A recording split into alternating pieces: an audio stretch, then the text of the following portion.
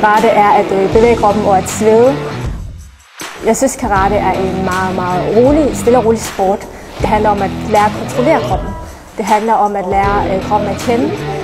Og jo, selvfølgelig lærer vi at sparke og støde, men det er teknikken bag spark og støde, som er det sjove, og ikke volden, som man tror, det er.